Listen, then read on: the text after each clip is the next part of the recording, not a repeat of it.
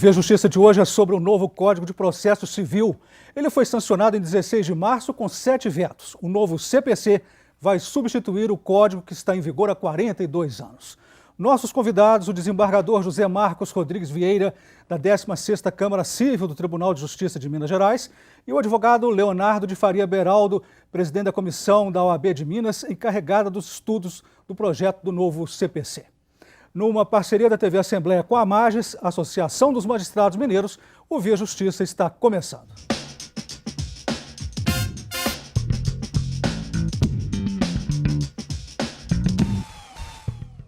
O novo Código de Processo Civil tem mais de 1000 artigos e começa a valer no ano que vem. Desembargador, qual é a análise sobre o novo CPC? Por que o Código de 73 precisou ser modificado? O Código de 73 teve, à sua época, um excelente código, derivado do anteprojeto do ministro Alfredo Buzaide, que era um grande processualista. Mas deixou de atender a técnicas que o momento atual exige, seja pelo crescimento populacional, seja pela crescente complexidade dos litígios, o que impõe novas técnicas. Talvez por isso o código seja extenso, porque preencheu vazios do anterior, trazendo uma superior qualidade da prestação jurisdicional. Doutor Leonardo, a análise do senhor sobre o novo CPC. Em linhas gerais, para nós começar. Em linhas gerais, ele é muito melhor do que o Código 73. Eu não vou entrar aqui na discussão se era ou não necessária a alteração, acho que isso já é passado, mas não há a menor dúvida, ele é muito melhor. O fato de ele ser extenso, ele é menor, ele tem o Código de 73 tem 1.200 e poucos artigos, esse tem 1.072. É necessário ser extenso.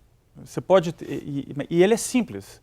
Não é pelo fato de ele ter vários artigos que ele é complicado. Ele é simples e, como falou bem o professor José Marcos, tecnicamente uma qualidade excelente.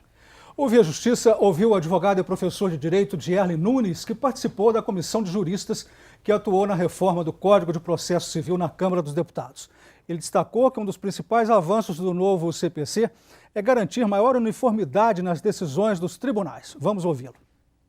Na medida em que um tribunal, por exemplo, um tribunal superior ou um tribunal de segundo grau, analisa uma macrolide, uma questão envolvendo litígios repetitivos, com maior amplitude, com julgados com melhor densidade, com máxima análise dos argumentos, esse julgado, esse precedente, ele tem condição de ser utilizado com maior proficiência nos casos idênticos.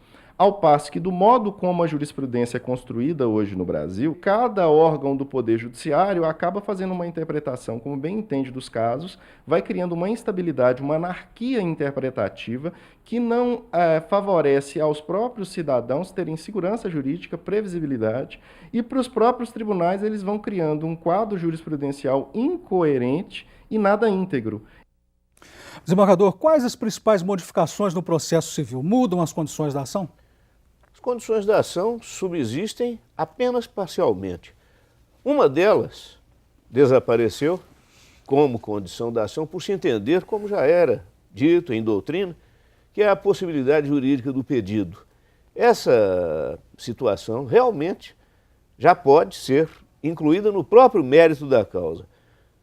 Não obstante, ainda exista um núcleo de discussão doutrinária, subsistem a legitimidade das partes e o interesse de agir, que estão vinculados ao raciocínio do advogado na escolha da ação a propor e contra quem e em favor de quem, naquilo que não deriva exatamente da legislação, mas que supõe alternativas de raciocínio. Daí que possa ser escolhida inadequadamente uma ação.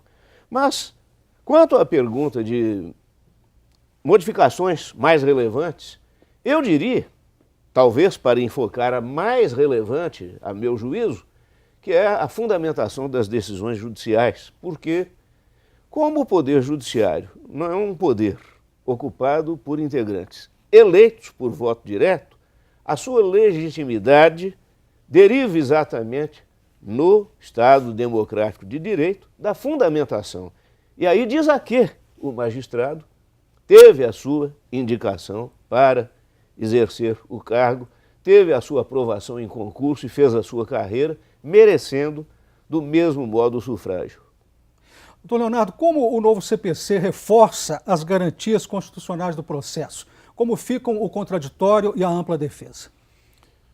O contraditório é um princípio que, juntamente com a ampla defesa, são importantíssimos, e a ampla defesa não teve grandes modificações no novo CPC, mas o princípio do contraditório ele foi alçado a um nível que em doutrina já era muito defendido, que é um contraditório mais participativo, em que o juiz não é mais visto como o dono do processo, ele é o gerente do processo, o processo é das partes. Então, com o novo modelo estabelecido no CPC, que acabou de ser sancionado, as partes elas têm um poder de influenciar mais nas decisões judiciais, e o juiz ele sempre deve consultar as partes, sempre, inclusive naqueles casos em que ele poderia decidir de ofício, ou seja, sem que tenha sido provocado, ele tem a obrigação legal de consultar as partes antes sobre aquilo, ou seja, para não pegar as partes de surpresa. Desembargador, o que o novo CPC diz em termos de celeridade, moralidade e transparência nas decisões judiciais? A transparência, acho que pode ser entendida como a fundamentação. Tudo tem que ser fundamentado, né? Todos os pontos colocados têm que ser fundamentados pelo juiz, não é isso? Precisamente, a fundamentação exige do juiz o exaurimento dos argumentos postos pelas partes. Hoje, se diz que o juiz não precisa enfrentar todos os argumentos. Pode ser até que ele consiga enfrentá-los todos com um contra-argumento, mas terá que enfrentá-los todos para convencer o jurisdicionado.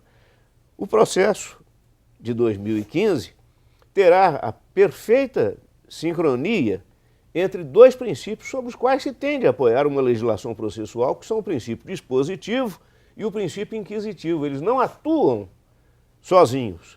Evidentemente que o processo é de provocação da parte, mas o juiz exerce uma atividade de controle sobre a postulação do ponto de vista de fazer o processo se aproximar da verdade real e, com isso, a solução da causa não atenderá apenas àquela verdade aparente contida no processo, e aí nós temos a transparência que se obtém pela figura do chamado justo processo legal, no que o Código de 2015 superará o de 73. E a celeridade, doutor Leonardo? Essa é uma visão minha, eu não sei o que as pessoas acham, mas eu tenho para mim que no início, a curto prazo, talvez a médio prazo, a justiça vai ficar mais morosa, porque por conta dessas exigências, né? O magistrado está acostumado, como bem disse o professor Zé Marques, a se calcar no argumento, na jurisprudência já pacificada, de que o juiz não está obrigado a responder a todos os argumentos apresentados pelas partes. E agora existe um dispositivo no novo CPC, o parágrafo 1º do artigo 489, que exige, lá tem vários incisos, mostrando como que a decisão deve ser fundamentada, né?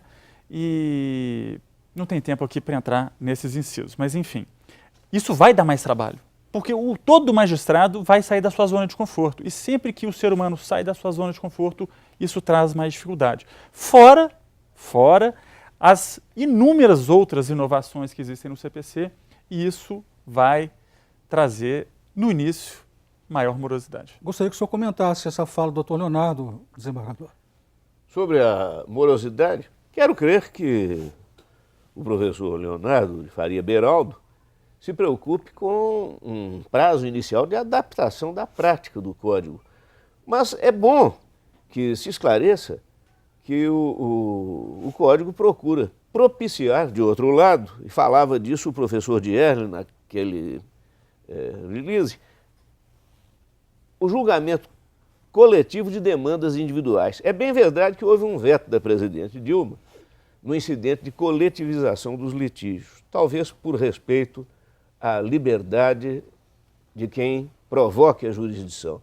Mas há uma série de instrumentos para propiciar a reunião de processos assemelhados a fim de, com um único julgamento, se resolver uma gama muito grande de processos. Busca-se, num sentido que o professor Dierle, na sua fala, chamou de macrolide, esta ampliação do número de jurisdicionados sujeitos aos efeitos de uma mesma decisão, mediante a reunião de processos. Isto já vem sendo feito no processo vigente, será apenas ampliado. E quanto à tramitação do processo isolado, o Código suprime alguns recursos e dá mais agilidade à tramitação, porque não cria o risco de idas e vindas. Elimina o recurso praticamente das decisões interlocutórias, porque, vamos dizer, aposta em um momento crucial, que é o da fixação dos pontos controvertidos no saneamento, se necessário com audiência para esta finalidade, audiência de saneamento. O Vê Justiça faz agora um rápido intervalo e voltamos em instantes.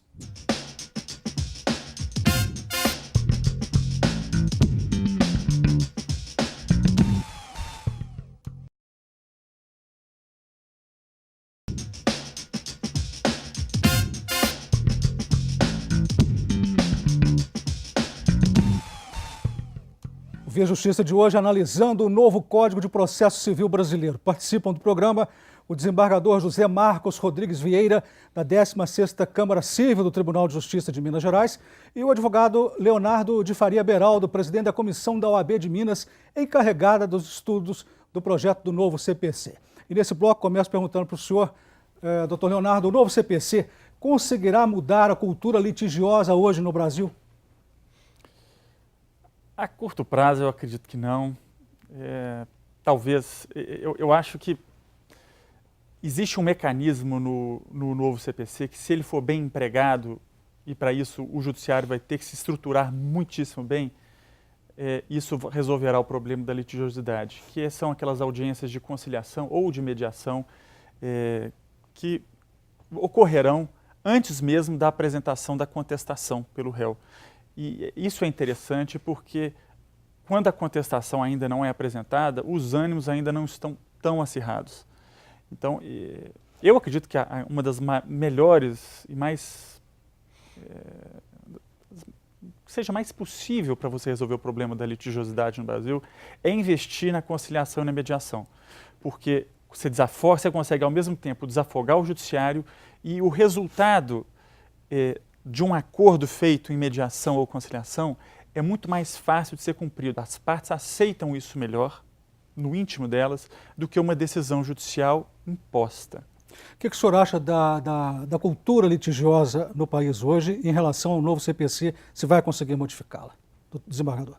Acredito que o novo CPC contribua eficazmente para a redução da litigiosidade. Por quê?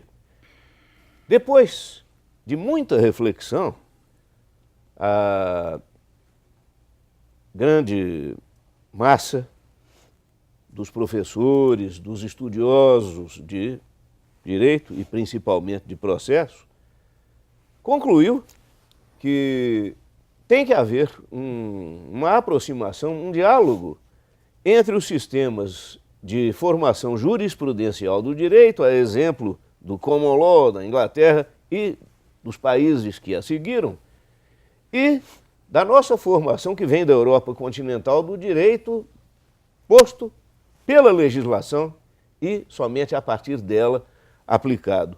A partir do momento em que se estabelece um padrão de comportamento e a sociedade passa a exercer mais uma função de distinguir o caso concreto daquele comum das situações, o número de litígios tende a ser aqueles que se distingam do caso comum. Daí a relevância incontestável do papel do advogado de mostrar que o caso do seu constituinte difere do que vem sendo posto pelo precedente jurisprudencial.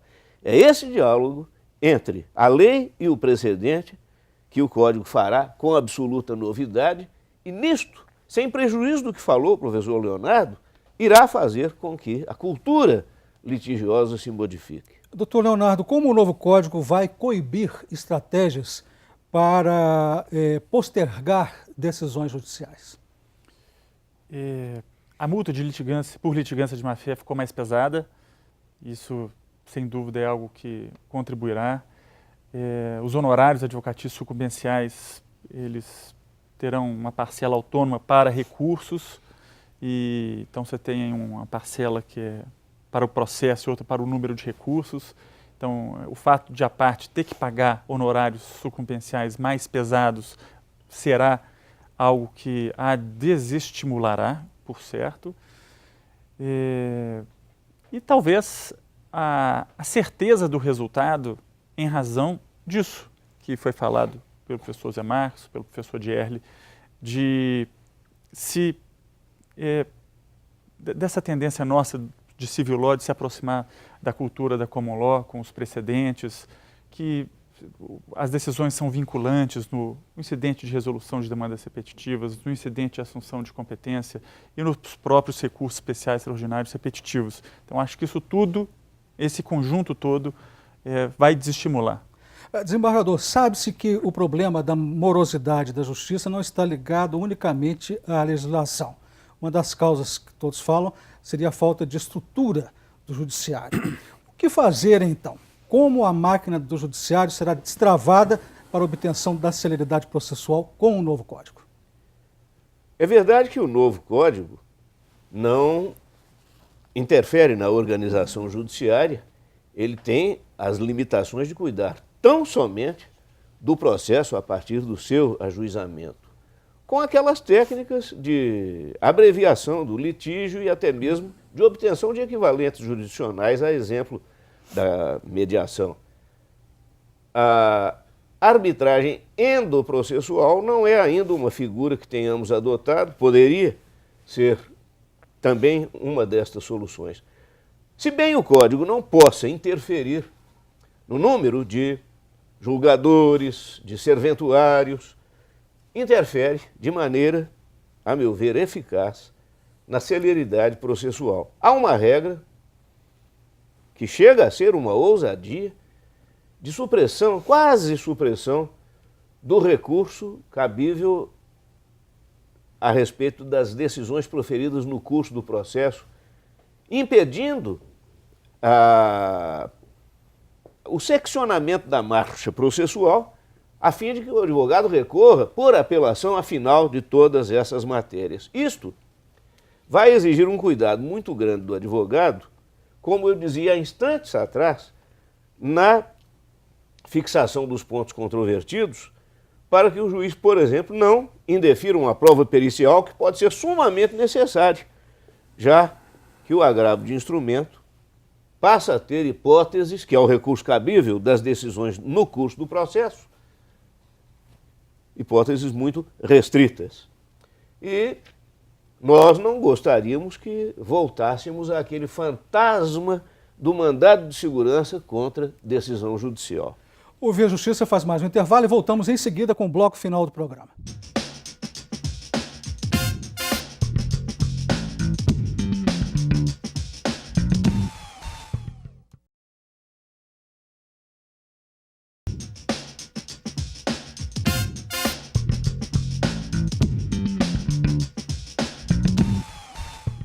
O Via Justiça e o novo Código de Processo Civil Brasileiro. Participando do programa, o desembargador José Marcos Rodrigues Vieira, da 16ª Câmara Civil do Tribunal de Justiça de Minas Gerais, e o advogado Leonardo de Faria Beraldo, presidente da comissão da OAB de Minas, encarregada dos estudos do projeto do novo CPC. Então, Leonardo, quais são as críticas do senhor ao novo CPC? Olha, sinceramente, eu não tenho muitas críticas ao novo CPC. Eu acho que ficou um trabalho excelente, digno de aplausos. Acho que uma das premissas que eles pregaram no início, né, vamos diminuir o número de recursos. Isso não aconteceu na prática. Né? Você pega, o único recurso que efetivamente desapareceu foi o recurso de embargos infringentes, que já era muito insignificante o cabimento dele. Mas eles criaram uma técnica de julgamento na apelação na rescisória e até no agravo de instrumento Sugestão do professor Humberto Teodoro Júnior. Foi, né? É. E é ótima a sugestão, porque era um dos recursos mais eficazes dos embargos infringentes. E não era capaz e ele não era o responsável pela morosidade, nem de longe. Então essa técnica de julgamento seria mutatis mutandis, o que são os embargos infringentes. E essa técnica agora ela é mais ampliativa do que eram os embargos infringentes. Os outros recursos foram todos mantidos, embargo de divergência agora vai caber também nos TJs e TRFs, e quer ver uma coisa que vai atrapalhar lá, atrapalhar não, porque se quer é uma melhor prestação jurisdicional, mas vai aumentar o serviço no tribunal, vai caber agravo interno contra a decisão do relator, isso em TJ, TRF, STJ, Supremo, que a regra é genérica, contra a decisão que decide sobre os efeitos suspensivo ou tutela antecipada recursal. E é uma coisa que não existia, porque o CPC, o atual, o de 73, ele proibia. E agora é permitido. Então vai aumentar, aumentou o número de recursos. Quais as críticas do senhor ao novo CPC, desembargador? O novo CPC, procurando acertar na sua tentativa de eliminar incidentes e recursos de questões decididas incidentemente, deixou alguns vazios. Como o recurso cabível das decisões proferidas no curso do processo, chamadas de interlocutórias, é o agravo de instrumento. E o agravo de instrumento restou em hipóteses taxativamente estabelecidas, muito restritas. Mínimas, né, que a gente sabe do agravo de instrumento. É verdade. Paralelamente, alguns incidentes ficaram sem recurso nenhum, a menos que se faça inteligência do texto legal. O advogado impugna o valor da causa na própria contestação, embora o Código não tenha chegado a falar na própria contestação, porque exigiu uma autuação em apenso, não precisaria ter feito isto. Mas não previu recurso na regra que rege a impugnação ao valor da causa. E não há o cabimento previsto no agravo. Vazios dessa natureza há na estrutura do Código, mas que eu acredito que sejam de fácil superação com pouco tempo de vigência. Há nisso apenas um exemplo que mencionei.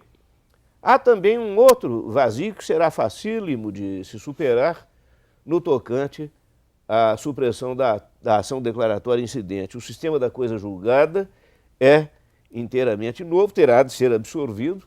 Haverá coisa julgada sobre a chamada matéria de prejudicial. A doutrina tem que elaborar bastante sobre isso, mas vai se tomar, por curioso que seja, cíclica uma evolução de um código, disciplina do Código de 39, a propósito do tratamento das questões prejudiciais. Doutor Leonardo, o novo CPC vai garantir segurança jurídica? Eu pergunto isso, como conciliar o princípio da celeridade com o princípio da segurança jurídica? Eu acho que vai garantir a segurança jurídica e eu não acho que, eu não acredito que o novo CPC ele esteja preocupado com um processo Fórmula 1, de maneira alguma. É um processo que a todo momento há a preocupação de que as partes participem da construção de todos os pronunciamentos judiciais, as interlocutórias, a sentença, acórdão, e mesmo o saneamento do processo. Você tem o procedimento, ele vai ser mais flexível, as partes vão poder moldar o procedimento de acordo com as particularidades do caso concreto delas. Então, isso tudo traz mais segurança jurídica, aliado ao fato dos precedentes, esse sistema de precedentes, que hoje ele vincula muito mais do que atualmente. No CPC ele vai vincular muito mais, que é como eu disse, nos recursos especial extraordinário repetitivos, no incidente de resolução de demandas repetitivas, no incidente de assunção de competência, fora as súmulas vinculantes. Então, isso traz muita previsibilidade e segurança jurídica para as partes. Chegamos ao final do programa. Muito obrigado aos senhores pelas participações. O Via Justiça de hoje termina aqui. Este programa é uma parceria da TV Assembleia com a Magis, a Associação dos Magistrados Mineiros. Até o nosso próximo encontro.